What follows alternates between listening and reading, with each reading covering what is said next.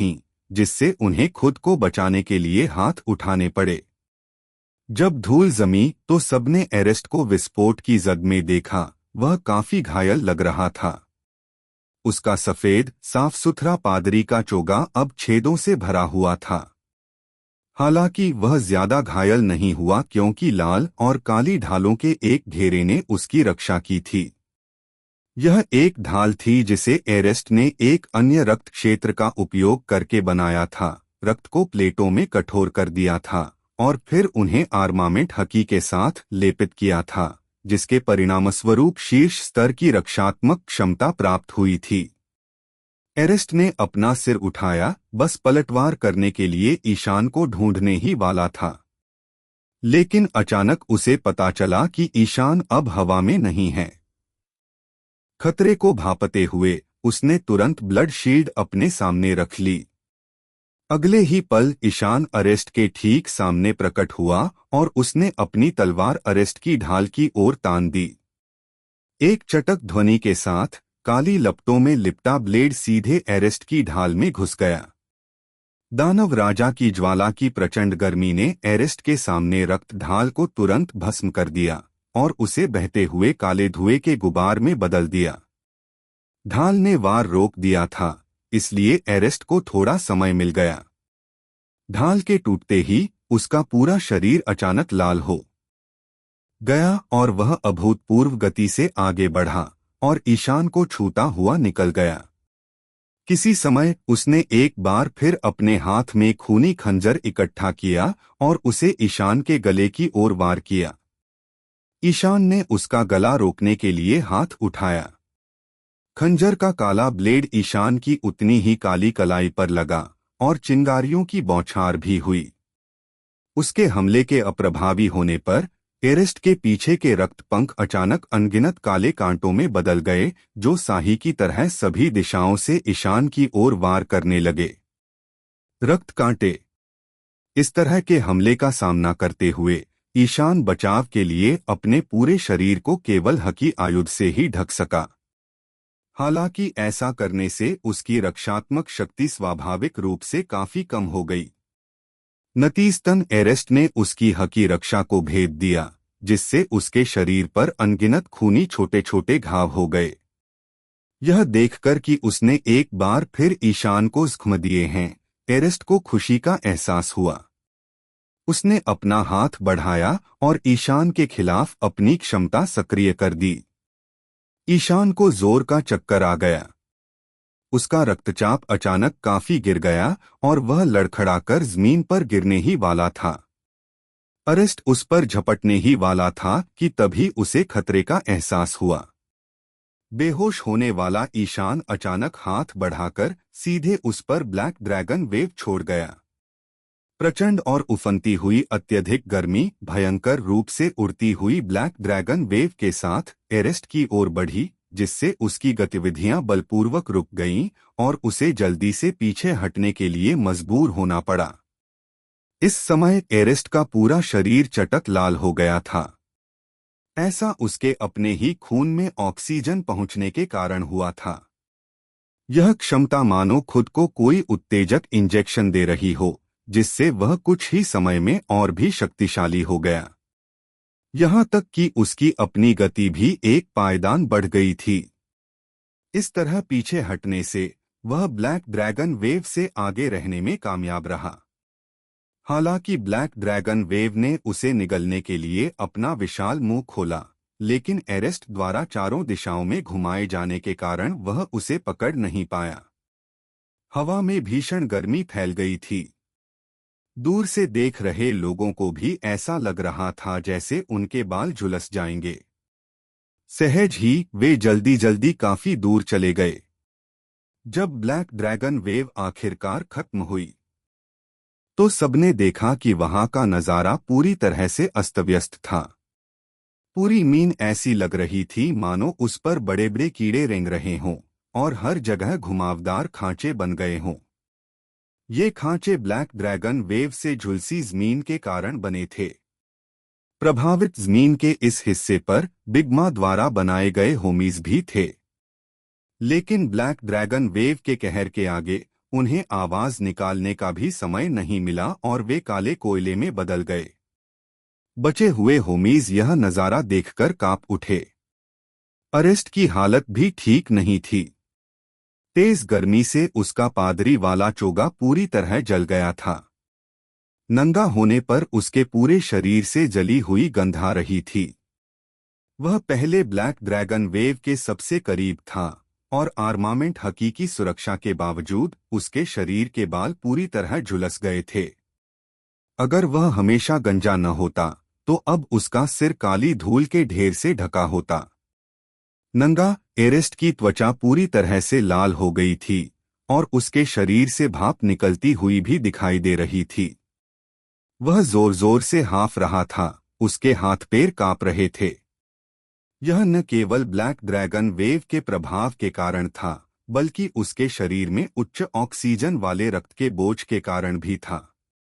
तेज रक्त प्रवाह और उच्च ऑक्सीजन की मात्रा उसे मजबूत शारीरिक क्षमताएं तो दे रही थी, लेकिन उसके शरीर के लिए एक तरह का विनाश भी था। उसकी सांस फूल गई। उसने सिर उठाकर ईशान की तरफ देखा तो पाया कि ईशान फिर से अपनी जगह पर खड़ा था। एरेस्ट के खून के कांटों ने ईशान को जो जख्म दिए थे वे फिर से गायब हो गए थे। धिक्कार है! यह कैसी उपचार क्षमता है! एरेस्ट ने मन ही मन धिक्कारा। उसकी रक्त फल क्षमता मूल रूप से अधिकांश प्राणियों के लिए एक दुर्जेय शत्रु थी। इसके अलावा रक्त में हेरफेर करने की क्षमता के साथ वह लोगों को लगातार खून बहा सकता था। कोई कह सकता है कि एक बार शरीर में घाव हो जाने पर लोग या उपयोगकर्ता भी उसका मुकाबला नहीं कर सकते। लेकिन ईशान का सामना करते समय उनकी क्षमता अप्रभावी थी, जिसने अदृश्य रूप से एरेस्ट की लड़ाई पर भारी प्रभाव डाला। जब उसकी शैतान फल क्षमता प्रतिद्वंद्वी पर जबरदस्त नियंत्रण नहीं कर सकी, तो इसका मतलब था कि एरेस्ट केवल एक कठिन लड़ाई में ही शामिल हो सकता था। सिर्फ ईशान ही समझ पा रहा था कि उसकी उपचार क्षमता में क्या गड़बड़ है। दरअसल उसने खुद को ठीक करने के लिए ओरिहिमे इनोए कार्ड से सोटेन किशुन का इस्तेमाल भी नहीं किया था। यह अतिशक्तिशाली उपचार क्षमता दरअसल हाल ही में मिले उसके जन्मजात 5 सितारा लाल कार्ड से आई थी। उल्क्वियोरा सिफर की क्षमता। उच्च गति पुनर्जनन। जब कोई सामान्य व्यक्ति घायल होता है तो घाव गहरा न होने और ज्यादा खून बहने के बावजूद खून बहना बंद होने से लेकर घाव भरने तक शायद 1 दिन से ज्यादा समय लग सकता है। लेकिन हाई स्पीड रीजनरेशन की स्थिति में अरेस्ट द्वारा ईशान को पहुंचाए गए घाव कुछ ही सेकंड में सामान्य हो सकते हैं। खासकर जब से उल्क्वियोरा के कार्ड में यह हाई स्पीड रीजनरेशन एक निष्क्रिय क्षमता है। इस कार्ड को पहनने के बाद ईशान को एक निष्क्रिय रिकवरी प्रभाव भी मिलता है। भले ही एरेस्ट रक्त में प्लेटलेट्स के जमाव प्रभाव को नियंत्रित कर सकता था, लेकिन ईशान के लिए यह पुनर्जनन कोशिकीय स्तर पर था, इसलिए एरेस्ट ने इसे रोकने की चाहे जितनी भी कोशिश की, यह बेकार था। अगर वह कोई सामान्य व्यक्ति होता तो यह जानकर कि दुश्मन के खिलाफ उसकी शैतानी फल क्षमता बहुत कम हो गई है, वह शायद युद्ध से पीछे हटने का उपाय सोचता। लेकिन समस्या यह है कि एरेस्ट कोई सामान्य व्यक्ति नहीं था। ईशान जितना ताकतवर होता, एरेस्ट उसे मारने के लिए उतना ही ज्यादा कट्टर होता जाता। और मुझे और चाहिए। एरेस्ट ने जो खून पहले सोखा था वह अभी अभी ईशान से लड़ाई में खत्म हो चुका था। अब अगर एरेस्ट लड़ना जारी रखना चाहता था तो उसे और ताज़ा खून की जरूरत थी। दांत पीसते हुए एरेस्ट ने अचानक एक जोरदार दहाड़ मारी। फिर अगले ही पल उसे खून देने वालों के जख्म अचानक फट गए और फैल गए। उनके घावों से बहता खून, जो पहले पतले धागों जैसा था, जल्दी ही चॉपस्टिक जितना गाढ़ा रक्त प्रवाह में बदल गया, जो तेजी से एरेस्ट की ओर बढ़ने लगा। यह नियंत्रण से बाहर होता जा रहा था। मानव शरीर में रक्त की हानि की एक सीमा होती है। जब रक्त की हानि गंभीर हो जाती है तो उसके दुष्परिणाम तुरंत दिखाई देने लगते हैं। एक धमाके के साथ बिग्मा पायरेट्स का एक दुबला-पतला छोटा समुद्री डाकू जमीन पर गिर पड़ा। वह पहले ही अत्यधिक रक्तस्राव के कारण बेहोश हो चुका था। सिर्फ वही नहीं, एक के बाद एक कई और लोग गिर पड़े। इस पल सबको एहसास हुआ कि क्या हो रहा है। डर के मारे वे अपने जख्मों को ढकने की कोशिश कर रहे थे ताकि खून बाहर न बहे, लेकिन सब व्यर्थ था। वे अपने जख्मों को अपने हाथों से नहीं ढक पा रहे थे। उनकी उंगलियों के बीच से खून बह रहा था, लगातार बह रहा था। जब तक उनके जख्मों को तुरंत बंद करने के लिए कोई दवा न हो, तब तक कोई भी इस समय अपने खून को रोक नहीं सकता था। अधिकाधिक लोग जमीन पर गिर पड़े, जिससे आसपास मौजूद जो लोग घायल नहीं थे वे स्तब्ध रह गए और हतप्रभ रह गए। इस समय फायर टैंक पायरेट्स का वीटो भी लड़खड़ा गया और उसने अनजाने में पास खड़े एक साथी को सहारा देने के लिए पकड़ लिया। वीटो, क्या तुम ठीक हो? साथी ने उसे बेचैनी से पुकारा। फिर उसे यह देखकर आश्चर्य हुआ कि वीटो की पिंडली पर भी चॉपस्टिक जितना गाढ़ा खून बह रहा था। तभी उसे एहसास हुआ कि वीटो पर भी कभी एरेस्ट की हरकत का असर हुआ था, लेकिन उसने पहले कुछ नहीं कहा था, दांत पीसता हुआ और डटा रहा। साथी ने जल्दी से वीटो को जमीन पर लिटा दिया, उसके जख्मों को दबाते हुए अपने बॉस कैपोन बेगे को पुकारा। लोगों का एक समूह जल्दी से वीटो की देखभाल करने लगा, लेकिन उन्हें ध्यान नहीं आया कि वीटो की पतलून की जेब में रखा बम डेटोनेटर बाहर निकलकर पास ही लॉन में गिर गया था। ताजा रक्त को तेजी से सोखने के परिणामस्वरूप एरेस्ट के बगल में एक विशाल रक्तगोला तैरने लगा। हालांकि ईशान को पता था कि एरेस्ट एक बड़ी चाल की तैयारी कर रहा है, फिर भी उसका उसे रोकने का कोई इरादा नहीं था, क्योंकि वह अपनी स्थिति से अच्छी तरह वाकिफ था। उसके पास अभी भी बहुत ऊर्जा बची हुई थी। जहां तक नवनियुक्त नौसेना एडमिरल अरेस्ट की बात है, ईशान को समझ नहीं आ रहा था कि वह अकाइनू, किजारू और आओकिजी जैसे अनुभवी सैनिकों से कैसे मुकाबला कर पाएगा। हालांकि ईशान को लगा कि अरेस्ट से निपटना उस समय के मुकाबले कहीं ज्यादा आसान था जब उसने अकाइनू का सामना किया था। ऐसा आंशिक रूप से इसलिए था क्योंकि ईशान की तेज गति से पुनर्जनन की क्षमताएं एरेस्ट की क्षमताओं पर अंकुश लगा रही थीं, जिससे वह अपनी पूरी ताकत का प्रदर्शन नहीं कर पा रहा था। ऐसा इसलिए भी था क्योंकि न्यू एड वॉर की लड़ाई के बाद से ईशान की अपनी शक्ति बहुत बढ़ गई थी। हर नया कार्ड एक नए क्षेत्र का प्रतिनिधित्व करता था, यह कोई अतिशयोक्ति नहीं थी। उदाहरण के लिए ईशान की वर्तमान सुपर साई अवस्था को ही लीजिए। हालांकि इसकी क्षमताओं की तुलना किसी वास्तविक सुपर साई से नहीं की जा सकती थी, लेकिन इस कार्ड द्वारा प्रदान की गई शक्ति अद्वितीय थी। इस कार्ड को प्राप्त करने से पहले ईशान को एक नौसेना एडमिरल से लड़ने के लिए अपने सेनबोनजाकुरा के साथ एक बैंकाई करना पड़ता था, लेकिन अब उसे ऐसा करने की बिल्कुल भी जरूरत नहीं थी, क्योंकि सुपर सैयान अवस्था ने न केवल उसे सभी आक्रमण प्रभावों में 100% की वृद्धि प्रदान की, बल्कि जब तक यह अवस्था बनी रही तब तक उसके सभी गुणों का प्रवर्धन प्रभाव निरंतर जारी रहा। दूसरे शब्दों में कहें तो उनके जनपाकुटों के बैंकाई की तरह इसमें कोई समय सीमा नहीं थी। इस अवस्था के लाभ स्वतः स्पष्ट थे। यह स्थायी बैंकाई प्रभाव के बराबर था। यह एक कार्ड द्वारा नए क्षेत्र का प्रतिनिधित्व करने का एक प्रमुख उदाहरण था। पत्तों की विविधता ने ईशान को अलग अलग दुश्मनों के खिलाफ अलग अलग क्षमताओं का इस्तेमाल करने की अनुमति दी, और शक्तिशाली पत्ते उसकी युद्ध शक्ति की सबसे बड़ी गारंटी थे।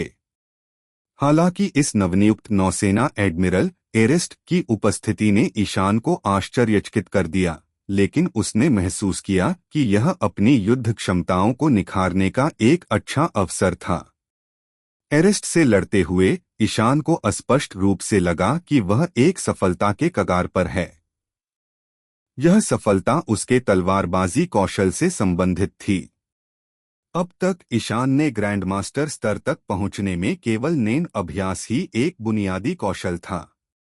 उसकी अन्य तलवारबाजी और मार्शल आर्ट प्रशिक्षण कौशल अभी भी मास्टर स्तर पर ही अटके हुए थे।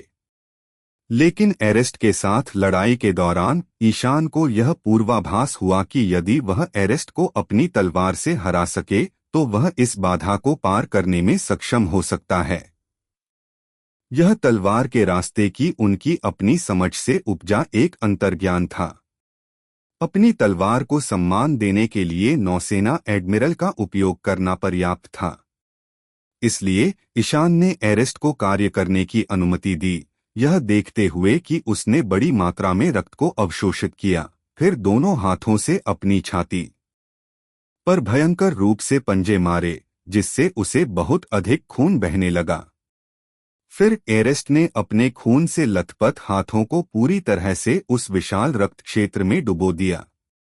एक अजीब सा दृश्य सामने आया। विशाल रक्त गोला एरेस्ट के अपने खून से सना हुआ तुरंत जीवंत हो उठा, एक विशाल कीचड़ या जेली की तरह लगातार हिलता रहा और एरेस्ट के पूरे शरीर को उस रक्त के ढेर में ढक लिया। क्या यह एक जागृत क्षमता है? ईशान ने सोचा और धीरे से अपना सेनबोन्जाकुरा ब्लेड जमीन पर फेंक दिया। स्कैटर सेनबोन्जाकुरा कागेयोशी। अपने बांकाई के बाद सेनबोन्जाकुरा अनगिनत उड़ती पंखुड़ियों में बदल गया, एक धुंधली चमक लिए ईशान की पीठ और हाथों पर इकट्ठा हो गया। उसके काले ज्वाला पंखों के नीचे पंखों का एक दूसरा जोड़ा फिर से प्रकट हुआ। उसी समय ईशान के हाथ में एक बड़ी तलवार प्रकट हुई। अंतिम दृश्य श्वेत सम्राट तलवार। इस क्षण ईशान को अपने पूरे शरीर में शक्ति का प्रवाह महसूस हुआ, जो लगातार उसके अंगों, धड़ और मन में प्रवाहित हो रही थी, जिससे उसे खून में उबाल आने जैसा एहसास हो रहा था। सुपर सैयान की 10 गुना शक्ति, जन्पाकुटो बैंकाई की 8 गुना शक्ति और ब्लैक ड्रैगन वेव की 3 गुना शक्ति के साथ ईशान की वर्तमान स्थिति उसकी मूल शक्ति से 21 गुना अधिक थी। इस समय लगभग हर कोई ईशान की विशाल, ऊंची आभा को महसूस कर सकता था। इस आभा ने कटकुरी की पुतलियां भी अनायास ही सिकुड़ गईं। उसे अब एहसास हुआ कि जब ईशान ने पिछले दिन उससे लड़ाई की थी, तो उसने अपनी पूरी ताकत ही नहीं लगाई थी। हालांकि कुछ समझदार व्यक्तियों को यह देखकर आश्चर्य हुआ कि ईशान की ऊंची आभा धीरे धीरे सिकुड़ती हुई प्रतीत हो रही थी। घटता नहीं, बल्कि उसके हाथों में मौजूद उस चमकदार लंबी तलवार पर संघनित होता जा रहा है। ईशान दोनों हाथों से श्वेत सम्राट तलवार पकड़े हुए ब्लेड को अपने सामने सीधा रखते हुए अपनी सारी ऊर्जा, आत्मा और ध्यान तलवार में डालते हुए निश्चल खड़ा था। दरअसल उसे पता ही नहीं था कि ग्रैंडमास्टर स्तर की तलवारबाजी में असल में क्या होता है। अब वह जो कुछ भी कर रहा था वह अवचेतन था। वह बस अपनी भावनाओं के अनुसार तलवार के रास्ते की अपनी समझ से निर्देशित होकर काम कर रहा था। तेज हवा का एक झोंका आया और जो दर्शक दोनों लड़ाकों को घूर रहे थे, उन्होंने आखिरकार डर के मारे सिर उठाया। उन्होंने देखा कि होल केक द्वीप के ऊपर बादलों ने एक विशाल भंवर बना लिया था और भंवर का केंद्र सीधे ईशान की ओर इशारा कर रहा था, जो अपनी तलवार लिए खड़ा था। नहीं, अच्छा नहीं। कटाकुरी चौंका और चिल्लाया, सब लोग जितना हो सके पीछे हट जाओ। वे नासमझ नहीं थे। वे आसानी से समझ गए कि कटकुरी का क्या मतलब था। इन दोनों के बीच होने वाली टक्कर बेहद खतरनाक होने वाली थी और उनकी मौजूदा दूरी सुरक्षा के लिए पर्याप्त नहीं थी।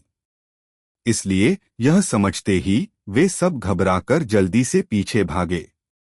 बड़ी माँ भी काफी घबरा गई थीं। उन्हें लग रहा था कि ईशान की हालत एल्बाफ स्पीयर इकोकू जैसी ही है। कोई सोच सकता था कि पूरा केक द्वीप एक जबरदस्त हमले का सामना करने वाला है। धिक्कार है। मुझे उम्मीद नहीं थी कि ईशान इतना अकल्पनीय रूप से शक्तिशाली होगा। अगर उसने पूरे केक द्वीप को नष्ट कर दिया तो क्या होगा? बड़ी माँ ने सोचा और जल्दी से पेरोस्पेरो और बाकी लोगों को द्वीप को मजबूत करने का कोई रास्ता खोजने का आदेश दिया। हालांकि बड़ी माँ शादी के केक के बारे में नहीं भूली थीं। उन्होंने स्ट्रेसन और शेफ्स की टीम से शादी का केक भी हटवा दिया था। किसी आपदा से भाग रहे शरणार्थियों की तरह घटनास्थल पर मौजूद लोग तुरंत तितर-बितर हो गए। शुरू में भीड़-भाड़ वाली जगह पर अंत में केवल एक ही व्यक्ति बचा था। वह व्यक्ति था सीजर, जो अभी भी सीस्टोन की हथकड़ियों से बंधा हुआ था। सुंघो, सीजर ने बेवकूफी से अपना थूक वापस चूसा, आखिरकार प्रतिक्रिया दी। वह जल्दी से पीछे की ओर भागा और चिल्लाते हुए बोला, बचाओ! कोई आकर मेरी ये हथकड़ियां खोल दे। लेकिन जल्दबाजी में वह लड़खड़ा गया और मुंह के बल गिर पड़ा और लॉन में दूर तक फिसलता चला गया। टक्कर से उसकी ठोड़ी सूज गई।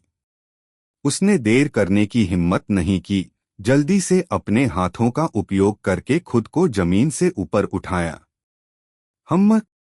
यह क्या है? उठते हुए सीजर का हाथ अनजाने में किसी चीज पर चला गया।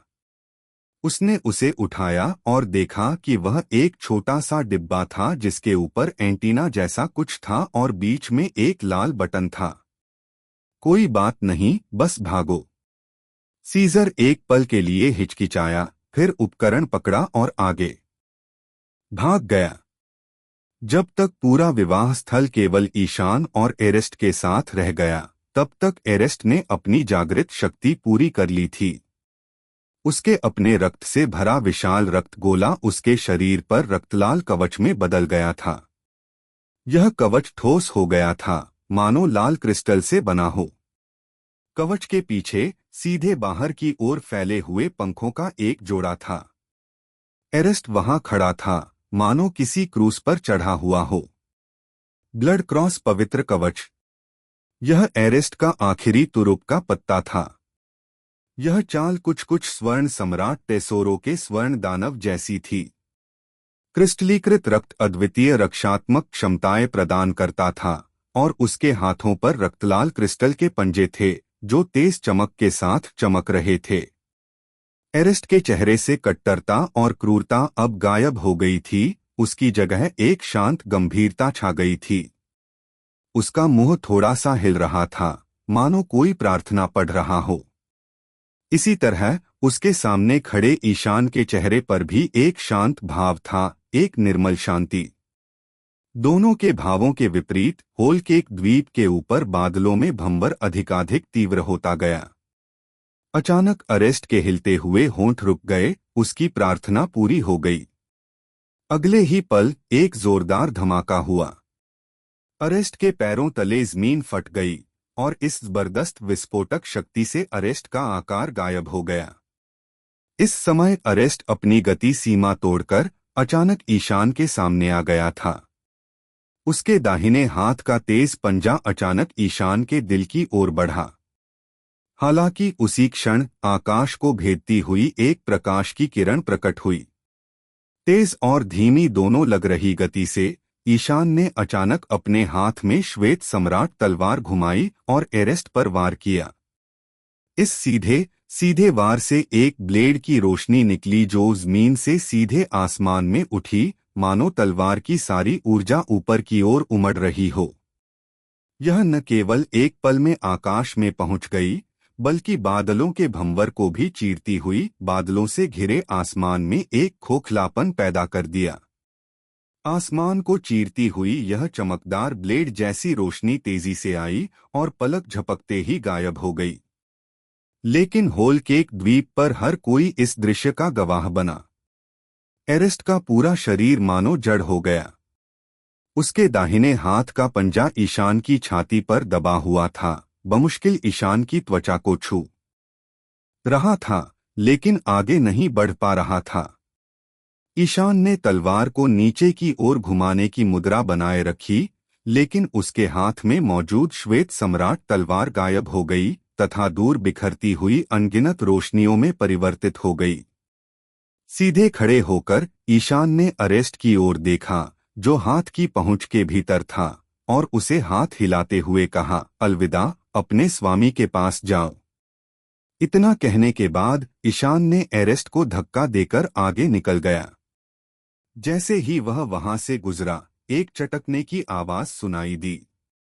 एरेस्ट का ब्लड क्रॉस पवित्र कवच बिखरने लगा, तुरंत अनगिनत दरारों से ढक गया, और फिर एक तेज आवाज के साथ वह अनगिनत छोटे छोटे लाल टुकड़ों में बिखर गया। कवच के नीचे एरेस्ट के पूरे शरीर पर अचानक अनगिनत घाव उभर आए, और उसके खून ने अंतः दबाव को कम करने का एक रास्ता खोज लिया, और वह एक साथ बाहर निकल आया। ईशान का वार सिर्फ एक वार लग रहा था, लेकिन श्वेत सम्राट की तलवार अनगिनत सकुरा पंखुड़ियों से बनी थी। इस वार ने सारी शक्ति एरेस्ट के शरीर में पहुंचा दी और फिर अंदर से फट गई। एरेस्ट के शरीर पर जख्मों की संख्या शायद हजारों में गिनी जा सकती है। इससे वह पल भर में खून से लथपथ हो गया, और फिर जमीन पर गिर पड़ा और तुरंत ही बेजान हो गया। इस नवनियुक्त नौसेना एडमिरल एरेस्ट को ईशान ने एक ही वार में मार डाला। शायद यह एरेस्ट के गिरने से उत्पन्न एक श्रृंखलाबद्ध प्रतिक्रिया थी। तभी पूरे केक द्वीप में एक जबरदस्त भूचाल आया। जिस जमीन पर ईशान अभी अभी खड़ा था, वहां मकड़ी के जाले जैसी अनगिनत दरारें पड़ गईं, जो चारों दिशाओं में फैल गईं, दर्जनों किलोमीटर तक फैल गईं और अंततः द्वीप के किनारों पर जाकर रुक गईं।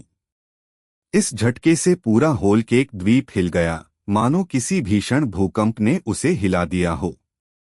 टूटी और उखड़ी हुई जमीन ने एरेस्ट की लाश को निगल लिया, जिसे शायद उसकी कब्रगाह माना जा सकता था। एरेस्ट मर चुका है। दूर घूमते बादलों के बीच से आती रोशनी को देखकर काटाकुरी ने अपना निर्णय दिया।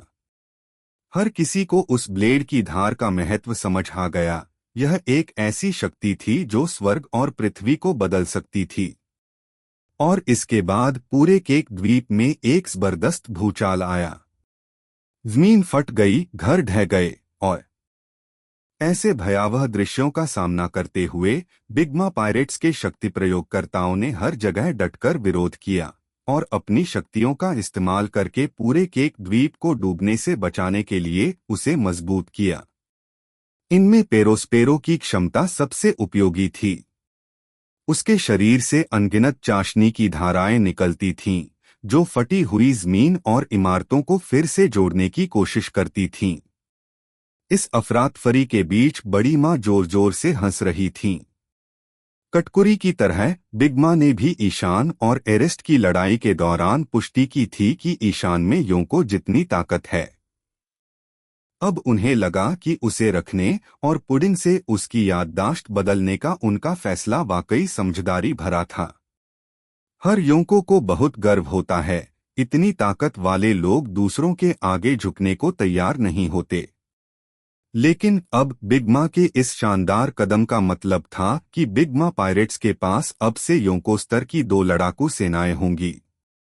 जब भी वह इस अद्भुत दृश्य के बारे में सोचती, बिग्मा उत्साह से कांप उठती। माँ, क्या कार्तिक, क्या सफेद दाढ़ी वाला, क्या लाल बालों वाला शरद। अब से यह मेरा युग है, बड़ी माँ। मैं अगला समुद्री डाकू राजा हूँ। इस समय होल केक द्वीप पर मारे गए नौसेना एडमिरल एरेस्ट का प्रभाव उसके मन के किसी कोने में चला गया था। या यूं कहें कि बिग्मा पायरेट्स की बढ़ती ताकत के सामने ये मुद्दे अब समस्याएं नहीं रहे। फेल्ड और अन्य मेहमान, साथ ही कैपोन बेगे और उसके फायर टैंक पायरेट्स बिग्मा के साहसिक शब्दों को सुन रहे थे। उनके हाव भाव अनिश्चित थे, उन्हें समझ नहीं आ रहा था कि वह क्या सोच रही हैं। हंसने के बाद बड़ी माँ ने अपना सिर नीचे कर लिया। उनके बगल में खड़ी स्मूथी उनके गालों को सहला रही थी। उनका पूरा चेहरा उत्तेजना से लाल हो गया था। क्या पूरे केक द्वीप का विशाल कंपन अब ईशान की ताकत का प्रतीक नहीं था? यह सोचकर कि इतनी ताकत वाला ईशान अब उनका मर्द बनने वाला है, स्मूथी लगभग नशे में धुत होकर कराहने लगी थी। उसे इस हालत में देखकर बड़ी माँ फिर से हंसे बिना नहीं रह सकीं और उससे पूछा, स्मूदी मेरी प्यारी बेटी, क्या माँ तुम्हारे साथ अच्छी नहीं रहती? वह लड़का ईशान कोई साधारण इंसान नहीं है, उसका इनाम तो निश्चित रूप से 1.25 अरब से भी ज्यादा है। हाँ माँ, आप सबसे अच्छी हैं। स्मूथी खुद को बड़ी माँ को गले लगाने और उनके साथ छेड़खानी करने से रोक नहीं सकी। हालांकि इससे पहले कि वह पूरी बात कह पाती, बड़ी माँ ने अचानक कहा, अरे अगर ईशान मेरा पति होता तो वह योग्य होना चाहिए, है ना? यह सुनते ही स्मूथी का चेहरा तुरंत काला पड़ गया। कटकुरी सहित बिग माँ के बच्चों ने जल्दी से अपना सिर दूसरी ओर घुमा लिया, ऐसा दिखावा करते हुए कि उन्होंने यह वाक्य सुना ही नहीं। उनके बच्चे होने के नाते वे बड़ी माँ के स्वभाव से अच्छी तरह वाकिफ थे। जीवन साथी चुनने के लिए बड़ी माँ के मानदंड को एक ही वाक्य में कहा जा सकता है, उन्हें उम्र या रूपरंग की कोई परवाह नहीं। अब तक बड़ी माँ की 43 शादियां हो चुकी थीं, यानी उनके 43 पति थे। हालांकि हर कोई अजीब नहीं था, लेकिन उनमें से कई तो बहुत ही भयानक थे। बड़ी माँ के लिए ये तथाकथित पति बस बच्चे पैदा करने के लिए औजार थे। जब उनकी रुचि होती तो वे शादी कर लेतीं, जब रुचि खत्म हो जाती तो वे उन्हें तुरंत दूर कर देतीं। उन्हें याद भी नहीं कि इन 43 पतियों में से कितने उनके ही हाथों मारे गए थे, जब उनकी खाने की बीमारी ने उन्हें परेशान कर दिया था। यहाँ तक कि बड़ी माँ भी इन पतियों की परवाह नहीं करती थीं। कोई कल्पना कर सकता है कि उनके बच्चे उनके बारे में क्या सोचते होंगे। वे नहीं जानते थे कि बिग माँ की अभी की बातें सनक थीं या मजाक, इसलिए किसी ने जवाब देने की हिम्मत नहीं की। खुशकिस्मती से जब स्मूथी और बाकी बच्चे पूरी तरह से अकड़ गए तो बड़ी माँ फिर हंसी और बोली, मजाक कर रही थी, मजाक कर रही थी। ईशान मेरे लिए इतना उपयोगी है, मैं ऐसा कैसे कर सकती हूँ? यह सुनकर सभी बच्चों ने राहत की सांस ली और वे पुनः जीवित हो उठे। लेकिन बड़ी माँ ने अपना सिर नीचे कर लिया, उनका चेहरा उग्र हो गया और स्मूथी से फुसफुसाकर बोली, स्मूथी तुम सोच समझकर काम करो। चूंकि मैंने तुम्हारी शादी ईशान से तय कर दी है, इसलिए तुम्हें उसका दिल अपने साथ बांध लेना चाहिए। वरना अगर ईशान तुमसे तंग आकर समुद्री लुटेरों का दल छोड़ दे तो मुझे तुम्हारे साथ सख्ती करने का दोष मत देना। स्मूथी को ठंडा पसीना आ गया और उसने जल्दी से जवाब दिया, हाँ हाँ मैं करूंगी माँ। बड़ी माँ के अप्रत्याशित मूड को समझते हुए स्मूथी और बाकी लोगों ने इसे गहराई से महसूस किया। इसलिए सहमत होने के बाद स्मूथी खुद को दूर खड़े विंसमोक परिवार की ओर देखने से नहीं रोक सका। उसकी नजर सीधे विंसमोके परिवार की सबसे बड़ी बेटी पर टिक गई, रीजू। हालांकि पुडिंग ने ईशान की याददाश्त बदल दी थी, फिर भी स्मूथी चिंतित थी क्योंकि रीजू ड्रैगन हंटर पायरेट्स की सदस्य थी। कौन जानता था कि ईशान के साथ उसका कोई नाजायज रिश्ता था भी या नहीं। क्या होगा अगर शादी के बाद ईशान किसी प्रेमिका को ढूंढने निकल पड़े? स्मूथी के लिए सबसे अच्छा उपाय यही था कि रीजू को खत्म करने का कोई मौका ढूंढा जाए। सिर्फ रीजू से ही नहीं, बल्कि ड्रैगन हंटर पायरेट्स की उन चंद खूबसूरत औरतों से भी निपटना जरूरी था। और हाँ, उस समुद्री डाकू महारानी भावना हैनकॉक का भी ईशान के साथ कोई अस्पष्ट रिश्ता लग रहा था, उसे भी खत्म कर देना चाहिए। इस तरह तो ईशान सिर्फ मेरा ही होगा। स्मूथी की जानलेवा निगाहों को महसूस करते हुए रीजू थोड़ा भौंचक्का हुए बिना नहीं रह सका। क्या हो रहा है? इस औरत के मन में मुझ पर इतनी गहरी मार डालने की नीयत क्यों है? इससे पहले क्योंकि रीजू सबसे आखिर में आई थी, उसने शादी के बारे में बिग माँ और ईशान की बातचीत नहीं सुनी थी, न ही उसने ईशान का प्रदर्शन देखा था। इसलिए वह अभी भी अंधेरे में थी। तो रीजू सोच में पड़ गई कि क्या यह हत्या सिर्फ खुद के लिए थी या विंसमोक परिवार के लिए। क्या उसे अपने पिता को बताना चाहिए? इस समय द्वीप पर कंपन धीरे धीरे कम हो गया और पिछले विवाह स्थल की ओर से लड़ाई झगड़े की आवाजें आना बंद हो गईं। सभी को पता था कि अब सब कुछ खत्म हो गया है, इसलिए बड़ी माँ हंसी और बोली, ठीक है, सब लोग वापस चलते हैं। हालांकि हमें बीच में ही रोक दिया गया था, फिर भी पार्टी जारी रहनी चाहिए। शादी का केक खाने का चरण किसी भी हालत में नहीं छोड़ा जा सकता। जैसी कि उम्मीद थी, बड़ी माँ के लिए मिठाइयाँ सबसे महत्वपूर्ण थीं। तो समूह वापस कार्यक्रम स्थल की ओर चल पड़ा। स्टेशन और रसोइयों की टीम ने बड़े ध्यान से उस विशाल केक को भी आगे धकेला। इस समय कैपोन बेग अपनी दुल्हन शिफॉन को पकड़े हुए विटो और अन्य लोगों के पास गया और फुसफुसाते हुए पूछा, विटो, तुम कैसे हो? बॉस, मेरी तबीयत ठीक नहीं है। अब जब वे युद्ध के मैदान से दूर थे, तो एरेस्ट द्वारा खून बहाए गए लोग आखिरकार बच गए थे। वीटो के घाव पर पट्टी बांध दी गई थी, लेकिन ज्यादा खून बहने के कारण उसका चेहरा बेहद पीला पड़ गया था। उसने कुछ शर्मिंदगी से कहा, मैं पहले लापरवाह था। मुझे उम्मीद नहीं थी कि वह कमीना एरेस्ट मुझे भी काट लेगा। ठीक है, जब तक तुम ठीक हो। कैपोन बेगे ने सिर हिलाया, फिर अपनी आवाज धीमी कर ली, उस चीज का क्या? हालांकि विटो ने तुरंत जवाब नहीं दिया, बल्कि झिझकते हुए कहा, बॉस, इस नौसेना एडमिरल अरेस्ट के साथ इस तरह के दृश्य का कारण बनने पर क्या हमें अभी भी जारी रखना चाहिए? कैपोन बेगे ने दांत पीसते हुए कहा, अगर हम आगे नहीं बढ़े तो और क्या कर सकते हैं? तीर तो धनुष पर चढ़ ही चुका है, हमें चलाना ही होगा। एक बार जब वे केक खाने लगेंगे तो वे बम जरूर मिल जाएंगे। अब हमारे पास पीछे हटने की कोई गुंजाइश नहीं है। कैपोन बेगे की यह बात सुनकर वीटो बस अपनी जेब में हाथ डालकर रिमोट कंट्रोल देखने की कोशिश कर पाया। लेकिन जब उसका हाथ जेब में गया तो उसका चेहरा अचानक और भी पीला पड़ गया। नहीं, वह चली गई। विटो ने घबराहट में कहा, वह चीज चली गई। क्या? फायर टैंक पायरेट्स के सदस्य चौंक गए, उनके पसीने छूट गए। यह कैसे गायब हो गया? संभवतः जब मैं पहले बेहोश हो गया था तो यह गिर गया होगा। विटो ने हताश होकर याद किया, यह सोचते हुए कि यही एकमात्र संभावना थी। हम क्या करें? फायर टैंक पायरेट्स के सभी सदस्य कैपोन बेग की ओर देखने लगे।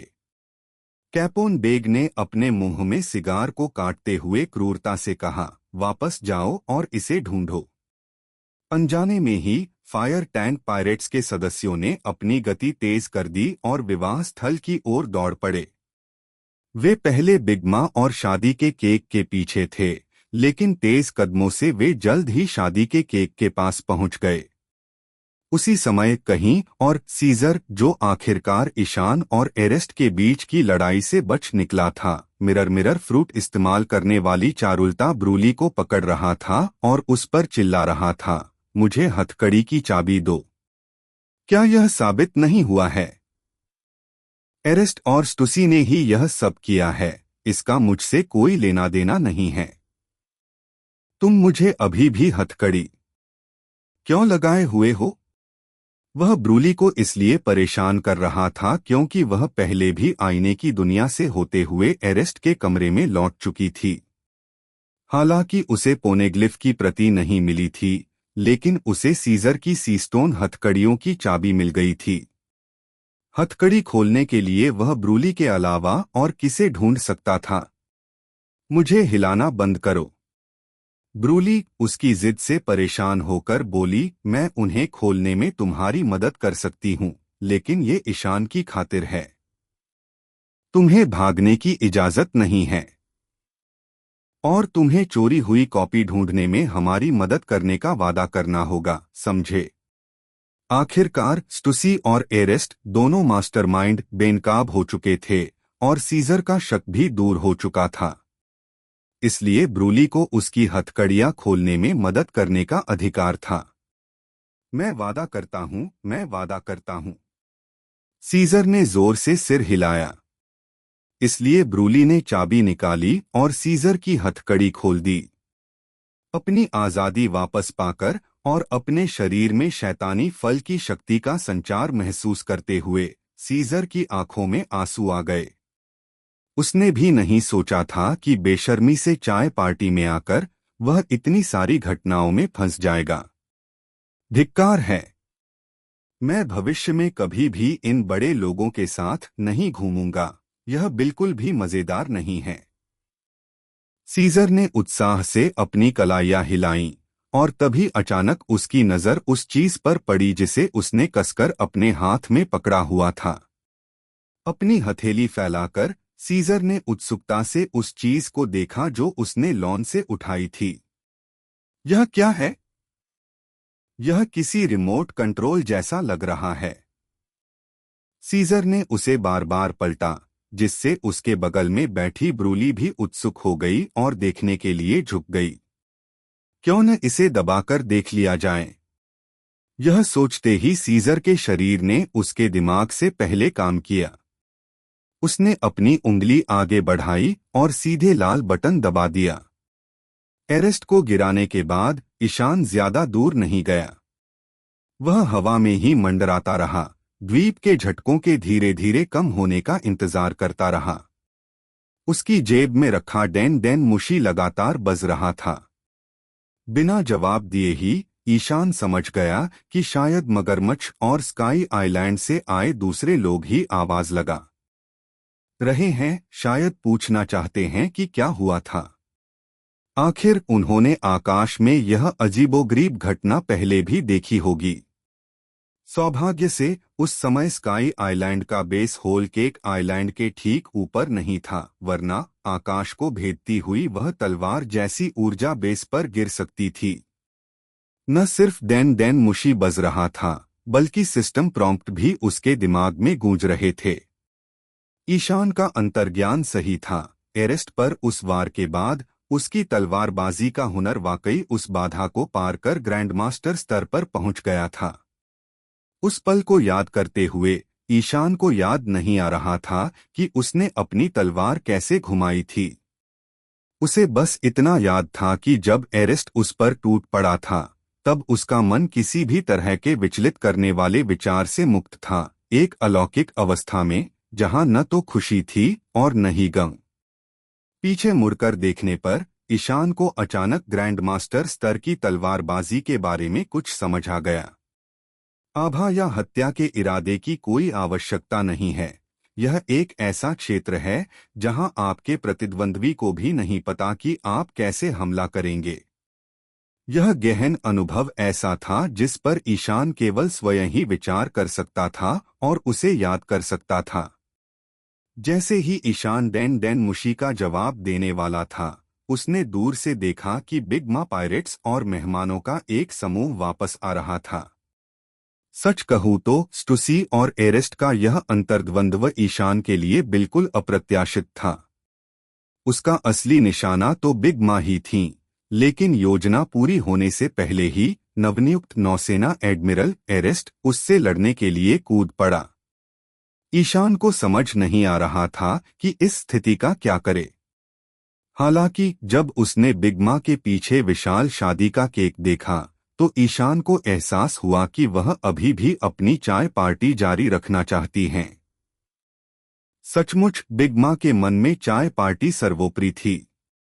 नौसेना के एक एडमिरल की मृत्यु या होल केक द्वीप के लगभग विनाश के बावजूद भी चाय पार्टी के प्रति उनका जुनून कम नहीं हो सका। चूंकि चाय पार्टी जारी रहनी थी, इसका मतलब था कि कैपोन बेज के साथ उनकी जो योजना पर चर्चा हुई थी, उसे अभी भी लागू करना जरूरी था। क्योंकि अगर उन्होंने कोई कदम नहीं भी उठाया, तो बिग मा के बम खाने से मुसीबत खड़ी हो जाएगी। बेशक ईशान और उसका समूह बम के लिए पहले से ही मृत स्टूसी और एरेस्ट को दोषी ठहरा सकते थे। आखिरकार वे मर चुके थे।